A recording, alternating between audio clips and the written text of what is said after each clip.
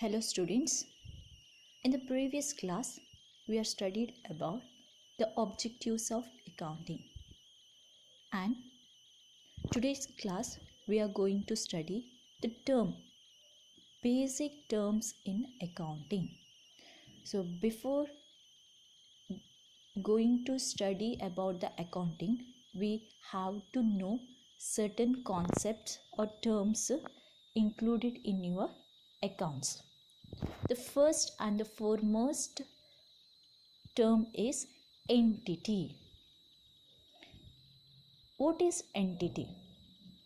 Entity means a reality, a thing, or a person having a definite individual existence. So entity ಅಂತ ಹೇಳಿದರೆ ಏನು? ಒಂದು individual ಅಥವಾ ಒಂದು ವಸ್ತು ಆಗಿರ್ಬೋದು ಅಥವಾ ಒಂದು ಪರ್ಸನ್ ಆಗಿರ್ಬೋದು, ಅದರ ಇಂಡಿವಿಜುವಲ್ ಎಕ್ಸಿಸ್ಟೆನ್ಸ್ ಅಂತ ಹೇಳಿದರೆ ಅದು ಇರಬೇಕು, ಫಿಸಿಕಲ್ ಎಕ್ಸಿಸ್ಟೆನ್ಸ್ ಇರಬೇಕು. ಅದನ್ನು ನಾವು ಹೇಳುವಂಥದ್ದು entity. Business entity means a specifically identifiable business enterprises. So specific ಆಗಿ ಹೇಳುವಂತಹ ಒಂದು ಬಿಸ್ನೆಸ್ ಎಂಟರ್ಪ್ರೈಸಸ್ಗೆ ನಾವು ಹೇಳ್ಬೋದು entity. For example Big Bazaar. So Big Bazaar ಅಂತ ಹೇಳಿ ಒಂದು ಹೆಸರಿದೆ, ಅದರ ಐಡೆಂಟಿ ಇದೆ. ಸೊ ಐಡೆಂಟಿ ಅಂತ ಹೇಳಿದರೆ mall. Even ITC limited, it is A company.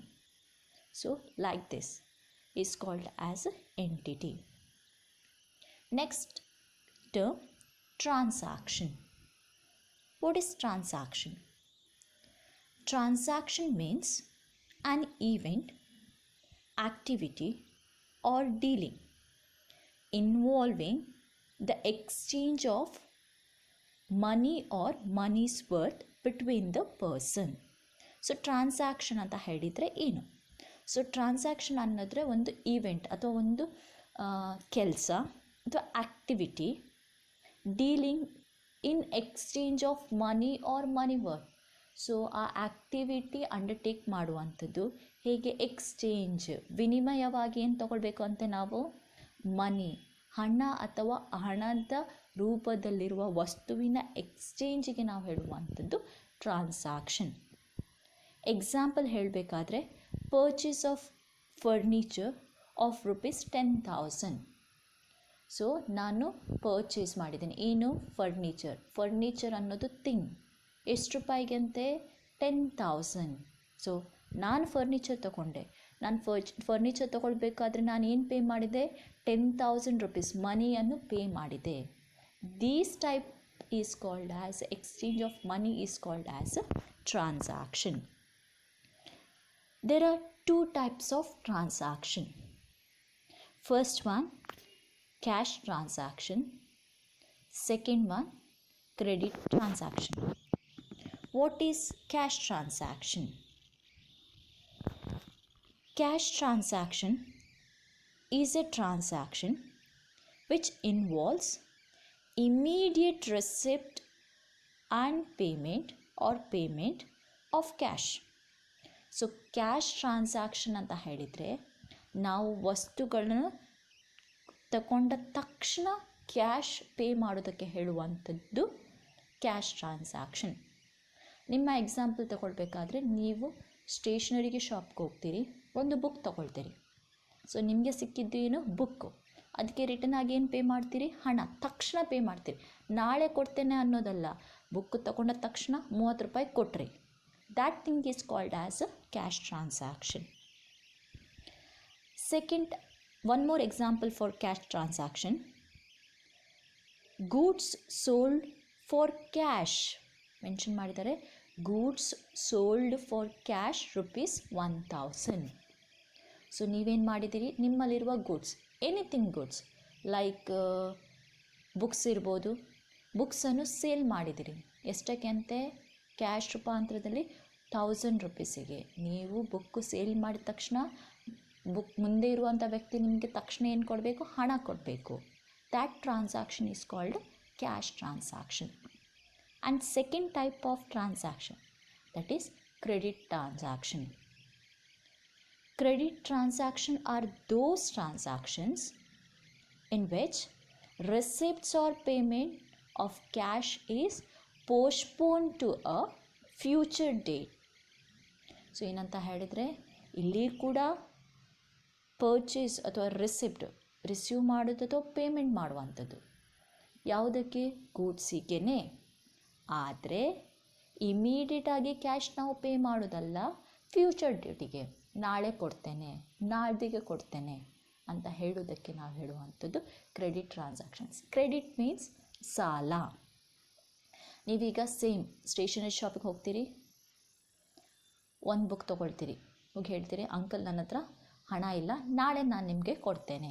ನಾಳೆ ಅನ್ನೋದು ಬುಕ್ ತಗೊಂಡ ತಕ್ಷಣ ನೀವು ಹಣ ಕೊಡ್ತಿಲ್ಲ, ನಾಳೆ, tomorrow is the credit. One day you are asking one day for paying bill amount.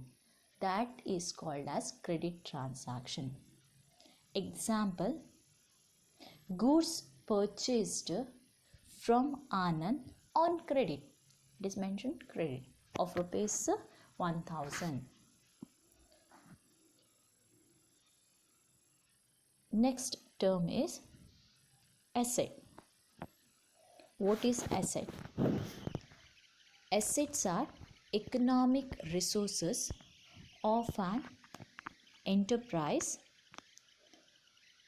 They are used by the business in its operations. So assets ಅನ್ನೋದು economic resource ಅಂತ ಹೇಳಿದರೆ ಸಂಪನ್ಮೂಲ. ಅದನ್ನು ಯಾರು ಯೂಸ್ ಮಾಡ್ತಾರೆ? An enterprise or business entity. ನಮ್ಮ ಬಿಸ್ನೆಸ್ಸಿಗೆ ಬಳಸುವಂತಹ ಸಂಪನ್ಮೂಲಗಳನ್ನು ನಾವು ಹೇಳುವಂಥದ್ದು ಅಸೆಟ್ಸ್. ಸೊ ಅದನ್ನು ನಾವು ನಮ್ಮ ಬಿಸ್ನೆಸ್ನ ಆಪ್ರೇಷನ್ಗೆ ಬಳಸುವಂಥದ್ದು. We are using asset for the operation of the business. In asset, there are two types of assets. First one, fixed asset. Second one, current asset. What is fixed asset? Fixed assets are assets held on a long-term basis. So, fixed asset ಅಂತ ಹೇಳಿದರೆ asset ಯಾವ ಅಸೆಟ್ಸನ್ನು ತುಂಬ ವರ್ಷಗಳ ಕಾಲ ತನಕ ನಾವು ಬಳಸ್ತೇವೋ ನಮ್ಮ ಬಿಸ್ನೆಸ್ಸಲ್ಲಿ, ಅದನ್ನು ನಾವು ಹೇಳುವಂಥದ್ದು fixed assets. These assets are used for normal operation of the business. Usually ಈ ಫಿಕ್ಸ್ಡ್ ಅಸೆಟನ್ನು ನಾವು ಡೈಲಿ ಯೂಸ್ ಮಾಡ್ತೇವೆ ನಮ್ಮ normal operation of the ಬಿಸ್ನೆಸ್ಸಿಗೆ.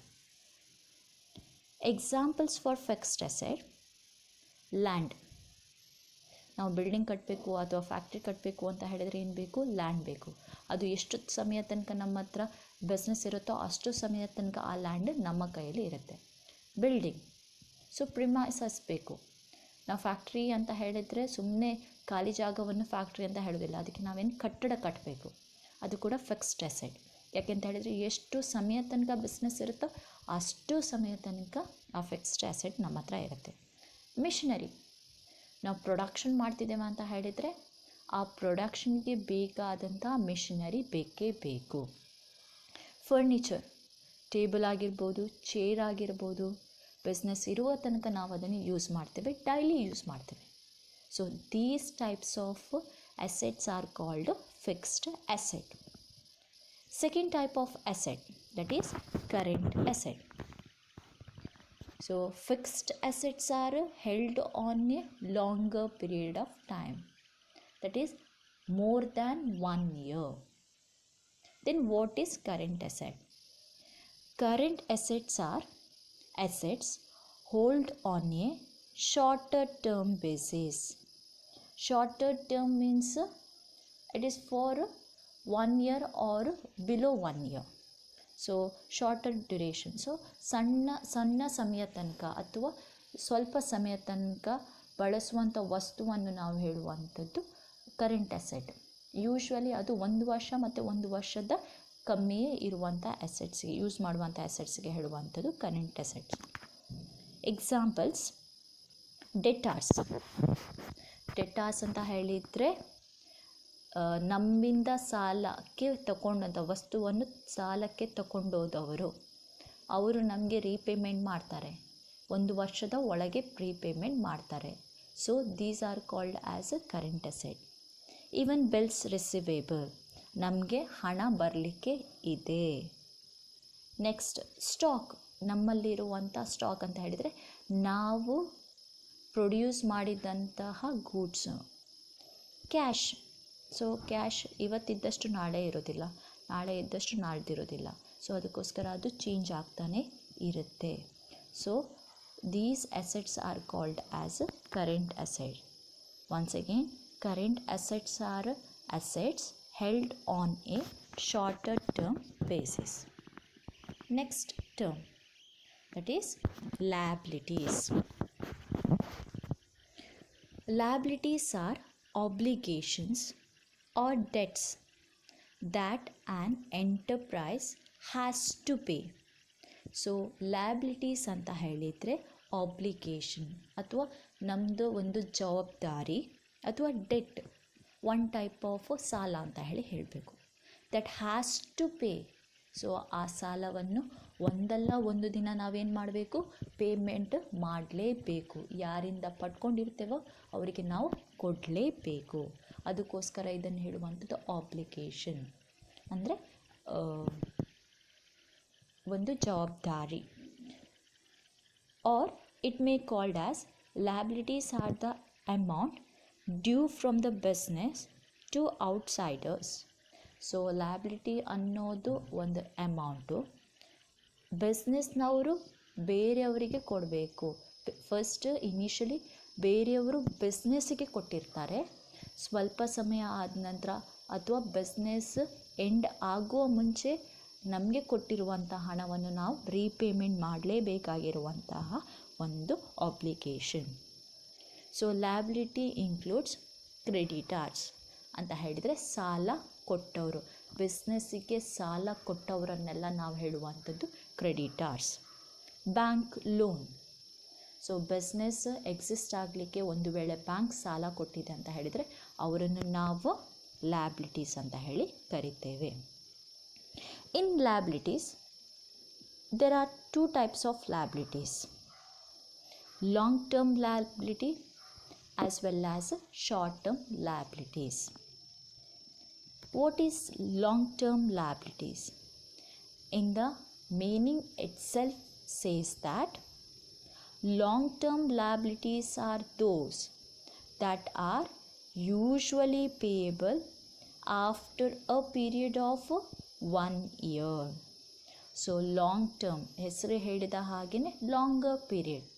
So longer period ಅಂತ ಹೇಳಿದರೆ ಎಷ್ಟು? There is minimum restriction, so that is called as 1 year. So 1 ವರ್ಷದ ನಂತರ ರೀಪೇಮೆಂಟ್ ಮಾಡುವಂತಹ ಲಯಬಿಲಿಟಿ ಅಥವಾ ಆಬ್ಲಿಗೇಷನ್ಗೆ ನಾವು ಹೇಳುವಂಥದ್ದು long term liability. Usually examples for long term liability: long term loans. So ಬಿಸ್ನೆಸ್ಗೆ ಯಾವತ್ತು 1 ವರ್ಷದ ಲೋನ್ ಅಂತ ಹೇಳಿ ಕೊಡುವಂಥದ್ದು ಕಮ್ಮಿ, ಮಿನಿಮಮ್ 5 years 4 years ಥರ ಕೊಡ್ತಾರೆ. ಸೊ ಅದರಲ್ಲಿ ಲೋನಲ್ಲಿ ಕೂಡ ಟೈಪ್ಸ್ ಇದೆ, ಶಾರ್ಟ್ ಟರ್ಮ್ ಲೋನ್ಸ್ ಮತ್ತು ಲಾಂಗ್ ಟರ್ಮ್ ಲೋನ್ಸ್. ಸೊ ಈ ಲಾಂಗ್ ಟರ್ಮ್ ಲೋನ್ಸನ್ನು ನಾವು ಹೇಳುವಂಥದ್ದು long term liability. Next debenture. So debentures are the examples for long term liability. Then what is short term liability? Short-term liabilities are the obligation that are payable within a period of 1 year. So short term liability ಅಂತ ಹೇಳಿದರೆ ಅದು ಜವಾಬ್ದಾರಿ ಅದು obligation. We have to paid within 1 year. 1 ವರ್ಷದ ಒಳಗೆ ನಾವು ತಗೊಂಡಂಥ ಹಣವನ್ನು repayment ಮಾಡುವಂತಹದಕ್ಕೆ ಹೇಳುವಂಥದ್ದು short term liability. Examples: creditors. So ನಮಗೆ ಸಾಲಕ್ಕೆ ವಸ್ತು ಅಥವಾ ರಾ ಮೆಟೀರಿಯಲನ್ನು ಸಪ್ಲೈ ಮಾಡಿರ್ತಾರೆ, ಅವರು ಸಪ್ಲೈ ಮಾಡಿದಂತಹ ರಾ ಮೆಟೀರಿಯಲ್ಸ್ಗೆ ನಾವು ಪೇಮೆಂಟ್ ಆವಾಗ ಮಾಡಿರೋದಿಲ್ಲ, ಆದರೆ 1 ವರ್ಷದ ಒಳಗೆ ಅದನ್ನು ನಾವು ಪೇಮೆಂಟ್ ಮಾಡಲೇಬೇಕು. So creditors is called as short term liability. Then bills payable. Already bill raise ನಮ್ಮ ಹೆಸರಲ್ಲಿ, ಬಿಸ್ನೆಸ್ನ ಹೆಸರಲ್ಲಿ ಬಿಲ್ ರೇಸ್ ಆಗಿದೆ, ಆದರೆ ನಾವು ಪೇಮೆಂಟ್ ಮಾಡಿಲ್ಲ, We have to pay within 1 year.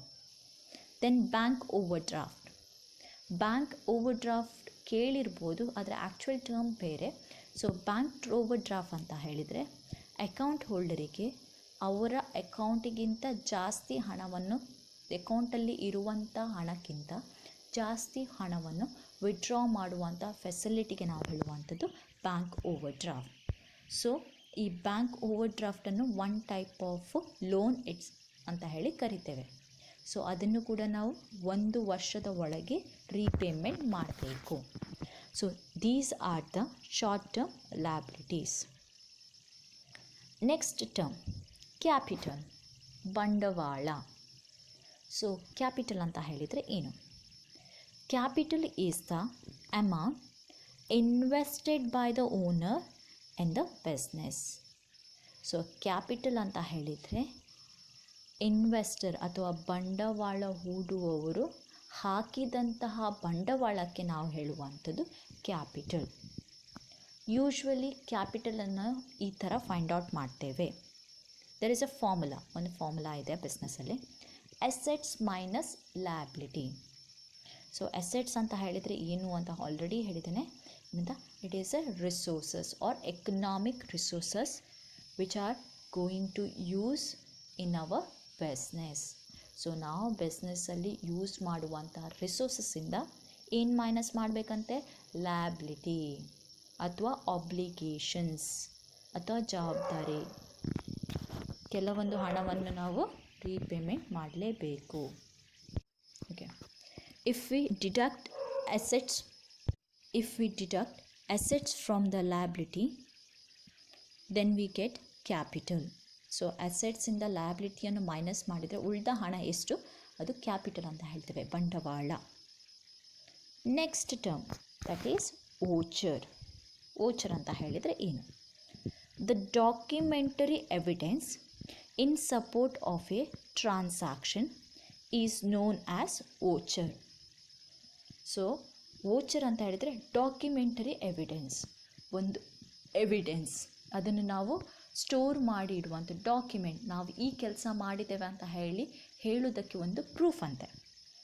In support of A transaction, ನಾವು ಮಾಡಿರುವ ಕೆಲಸಕ್ಕೆ ಒಂದು ಪ್ರೂಫ್, ಈ ಕೆಲಸ ನೀನು ಮಾಡಿದ್ದೀಯಾ ಅನ್ನೋದಕ್ಕೆ ಇರುವಂಥ ಒಂದು document.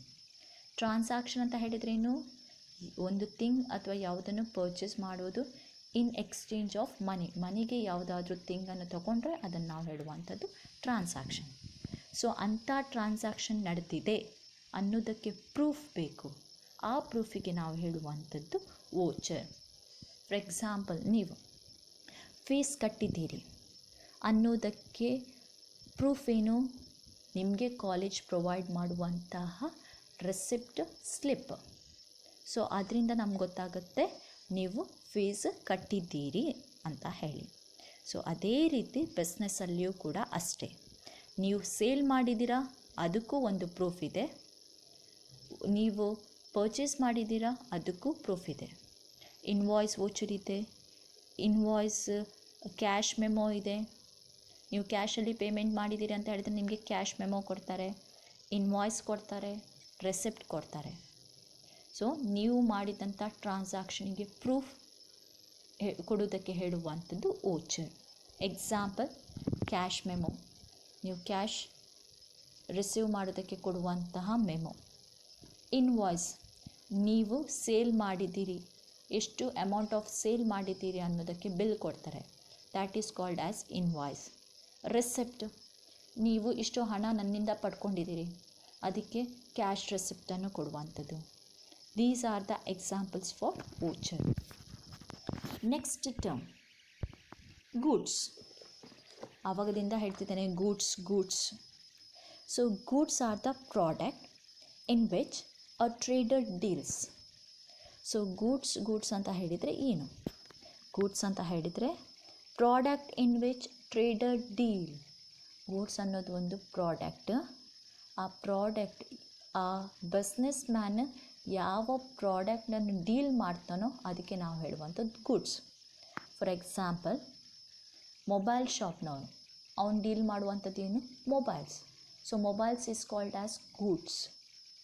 Stationery shop, pen pencil ಬುಕ್ಕನ್ನು ಸೇಲ್ ಮಾಡ್ತಿದ್ದಾನಂತ ಹೇಳಿದರೆ ಅಲ್ಲಿ ಗೂಡ್ಸ್ ಅಂತ ಹೇಳಿದರೆ ಏನು, ನಿಮ್ಮ ಸ್ಟೇಷನರಿ ಐಟಮ್ಸ್. ಹಾಗೆಯೇ ಗ್ರಾಸರಿ ಶಾಪ್ನವರು, ಅವರಿಗೆ ಗೂಡ್ಸ್ ಅಂತ ಹೇಳಿದರೆ ನಿಮ್ಮ ಅಕ್ಕಿ, ಬೇಳೆ, salt, these are the goods. So the businessman which he deals with a product, that is called as goods. Example, for a stationery merchant, stationery articles like books, pens, pencil, ink, paper, etc. are his goods. ಒಂದು stationery sale ಮಾಡುವ ಅಂಗಡಿಯವನಿಗೆ goods ಅಂತ ಹೇಳಿದರೆ book, pen, ink, pencil, paper, eraser ಇದೆಲ್ಲ ಅವನಿಗೆ goods ಆಗತ್ತೆ. Next term drawings. Drawings ಅಂತ ಹೇಳಿದರೆ ಏನು, ನಮ್ಗೆ ಗೊತ್ತಿರುವಂಥ ಡ್ರಾಯಿಂಗ್ಸ್ ಅಂತ ಹೇಳಿದರೆ ಒಂದೇ, picture. But in accountancy, what is drawings? Drawings refers to cash or goods or other assets withdrawn by the owner from business for personal use. Once again, drawings refers to, it may be a cash, goods or any other asset withdrawn by the owner from his business for personal use is called as drawing. Business owner, ಒಂದು ಬಿಸ್ನೆಸ್ಸಿನ owner ಯಾವುದೇ cash ಆಗಲಿ, goods ಆಗಲಿ ಅಥವಾ ಯಾವುದೇ thing ಅವನಿಗೆ ಬೇಕು ಅಂತ ಹೇಳಿ ಬಿಸ್ನೆಸ್ಸಿಂದ ಯೂಸ್ ಮಾಡೋದು. ಯಾರಿಗೋಸ್ಕರ? ಬಿಸ್ನೆಸ್ಸಿಗೋಸ್ಕರ ಅಲ್ಲ, ಅವನ ಸ್ವಂತ ಬಳಕೆಗೆ ಯೂಸ್ ಮಾಡೋದಕ್ಕೆ ಹೇಳುವಂಥದ್ದು drawings. For example, paid his son's fees from business. So ಅವನು ಬಿಸ್ನೆಸ್ ಮ್ಯಾನ್, ಅವನ ಮಗನ ಕಾಲೇಜ್ ಫೀಸ್, ಮಗನ ಕಾಲೇಜ್ ಫೀಸ್ ಅನ್ನೋದು ಬಿಸ್ನೆಸ್ ಅಲ್ಲ, ಸ್ವಂತ ಬಳಕೆಗೆ.